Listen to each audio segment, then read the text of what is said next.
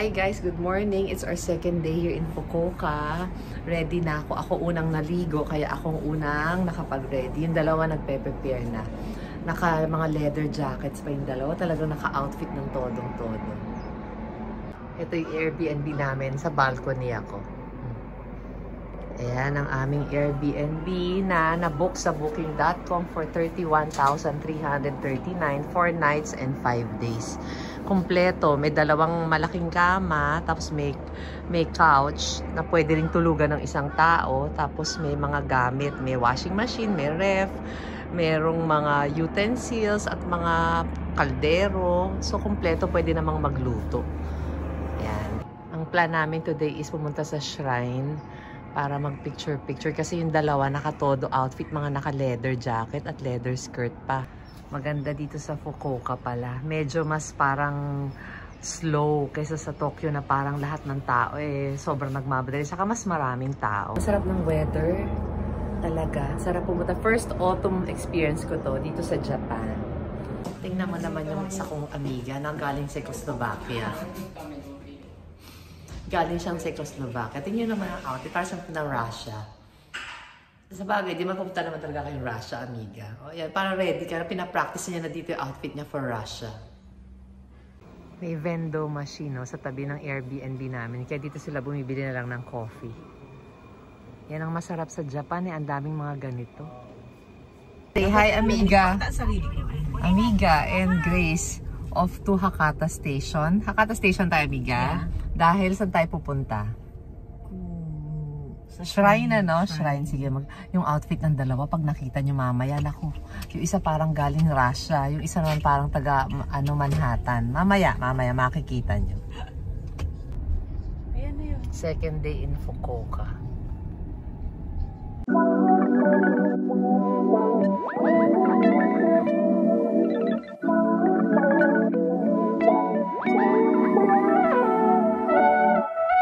Nandito kami sa may Hakata Station. Naminto kami sandali. Dahil may titignan lang raw si amiga. Tingnan nyo itong mga to. Ito super liit na payong. Kaya lang 4,180 yan. Parang 1,600 pesos pag kinonvert. Mahal. Ang cute ng Christmas stuff nila, oh. Ang cute. Magte-train kami. Going to dun sa shrine na sinasabi ng senyora. Kukuha na kami ng ticket. Amiga to pera. Nalilito ako Hindi ko alam paano to. One station away. This is Hakata, di ba? Oh. Tapos dito kami pupunta. Kishida. Sa Nanakuma line. Pwede naman, ma'am. Bibili ka ng pinakamababa, 170. Ang train, nila, nakakalito talaga. Ako hindi ko kaya train system dito. Efficient pero nakakalito. Ang Hakata Station, napakalaki pala. At saka ang dami niyang mga tinda-tinda din, no? Malaking-malaki, parang hindi mo siya maiikot ng isang araw. Hindi ko matututunan ng train system sa Japan. Napakahirap. Parang napaka-complicated. Malaki-laki talaga ng Hakata Station. Kaya talagang malilito ka. O, dito raw kami sasakay sa subway na Nakuma Line going to the shrine. Kushida Shrine pa lang pupuntahan namin. Ayan na ang dalawa kong amo. Ayan, no. Yung isa ano pa. Basahin ko nga yung nasa bag mo. I hate being so late. I hate being late but I'm so good at it. Ay, naku, Diyos ko. Perfect, amiga. Ikaw talaga. So you. So you. I know.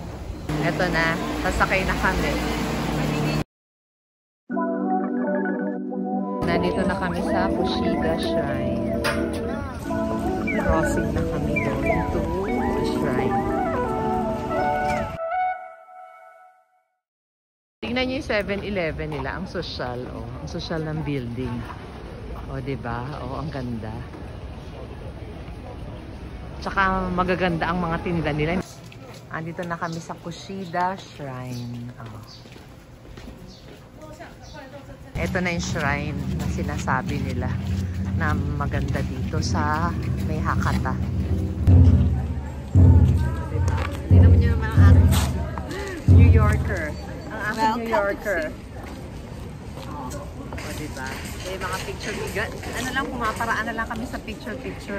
Kasi siyempre wala namang ibang kukuha sa amin dito. Yan. That means cleansing. Sundan lang natin yung ginagawa nila. Cleansing yan. Cleansing. Before you go to that, Tama, mag-explain. before you go to the temple, they normally do the cleansing. Paliwanag mo. Para, in short, papasok ka malinis. Malinis ang soul. Yeah. Okay, thank you, amiga. Nandito pa kami sa shrine.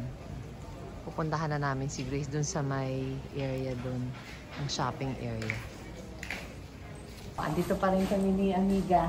Pupuntahan na namin si Grace dun sa may area ng shoppingan. Naiwan siya dun. Kami lang ang nagpunta dito sa shrine. Meron pa tayong pa-water effect.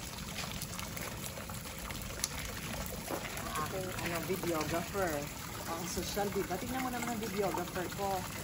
Ang total look. Kinompute ko yan kanina eh. Kaya naman ko na sabihin. Kinompute ko na ang niyan eh. Ang total outfit ko magkano. Diba? Manhattan girl. Tingnan nyo naman yung mga fish nila, Ganda, Ang lalaki. Palabas na kami ng shrine. Sige, ikaw na magsalita, amiga, dyan sa background para hindi na ako magsasalita. Anong explanation? Here you make wishes at the temple. Sige, ikaw na. Kaya mo yan. Wag nang mag-Google Translate, malalaman mo pa yung wishes nila. Halika na. Ito raw ang Kawabata Shopping Arcade. Sabi ng expert na si Grace. Ayan, merong pre-owned there. Halika, let's check yung brand off. Naku, si amiga nanginginig. Amiga, dahan-dahan. Kalmado ka lang, ha? Dapat bukas. Kalmado ka lang, amiga. Sunday ngayon, malamang bukas naman yan. Ito yung area na parang Shinsaibashi sa Osaka. Ito naman, Kawabata. Kain kami, hanap kami ng kakainan. Pwede naman, ako kahit saan go. Sige, go. Dito kami kakain daw. Yan, dito. Gutom na ang mga chahens. Yan. Ako to, gusto ko to. Flavored egg ramen. Okay na ako doon sa flavored egg ramen. Salted egg ramen egg. Additional ka, hindi. How do you press this? Bayad ka, inside. Nagra-ramen kami lang for lunch. Ticket. Ramen for lunch.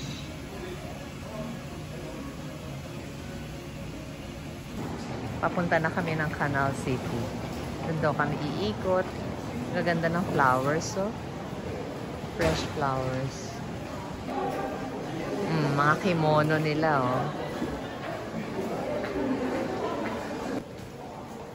Ito yung mga shops dito sa Kawabata. Kawabata, tama ba, amiga? Kawabata. Tama? Okay. Baka mali na naman ako. Kawabata Shopping Arcade. Ayan, sabi ni Chris, kunan ko na ng picture para hindi ako tanong ng tanong dahil paulit-ulit siya. Welcome to Canal City, Hakata. Ito na, papasok na kami ng napakalaking mall daw sa Canal City. Nakita ko na agad yung Onitsuka. Baka meron dito nung gusto ko, baka mas mura. Tingnan natin dito sa Onitsuka. Baka nandito yung gusto namin ni Mika.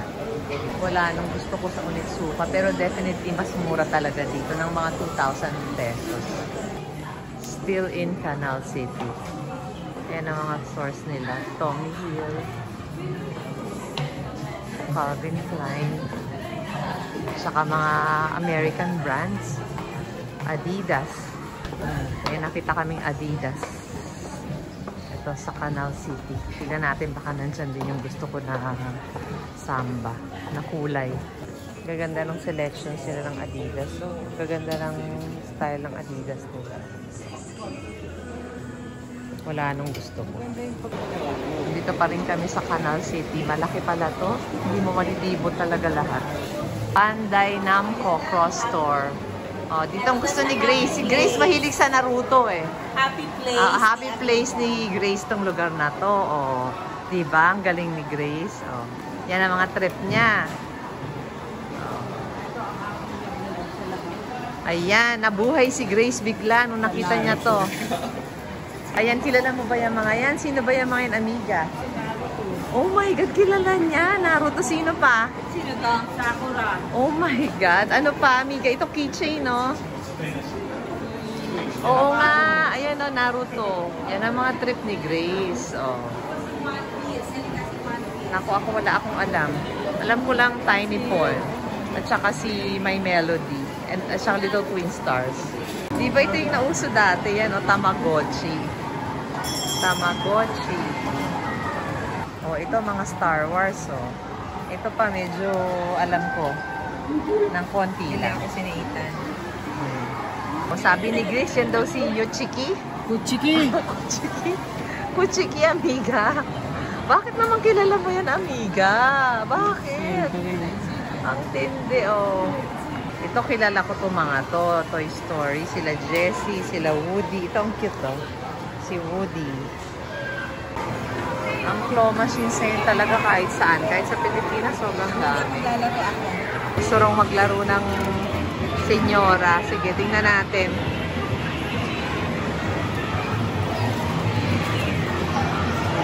Ang laki, amiga. Madali ba yan? Kesa doon sa mga maliliit?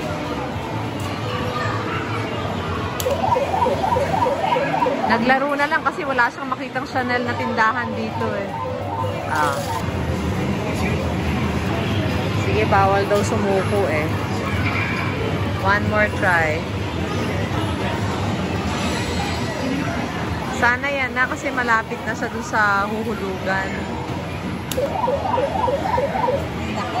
Oh my God, amiga ya.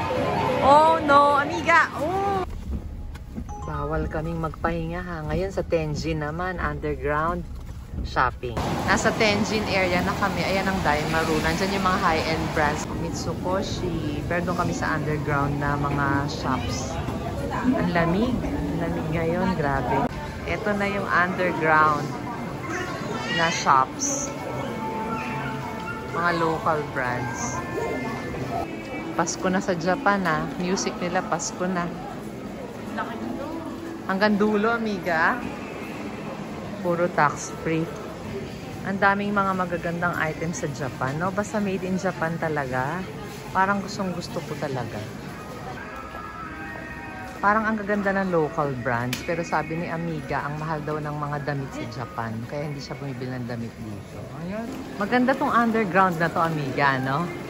Oh, maganda yung... Tingnan mo yung mga ano niya, oh. Finish niya. Wall finish. Magaganda.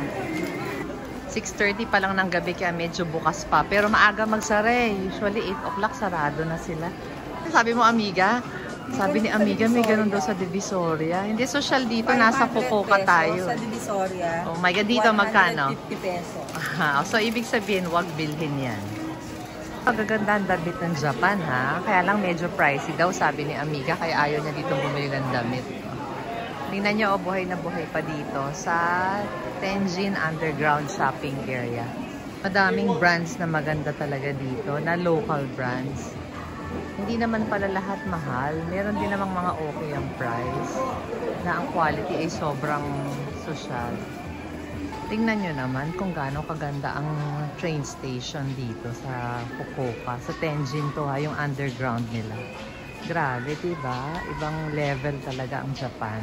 Stasyon ng train dito sa Tenjin, yung underground nila na shopping area. Ibang level ang Japan. The best talaga. Mitsukoshi sa may Tenjin. So you are the typical Japanese yakitori bar. So it's made out of sweet with strong umami flavor. A young crowd here, but you're here with young people.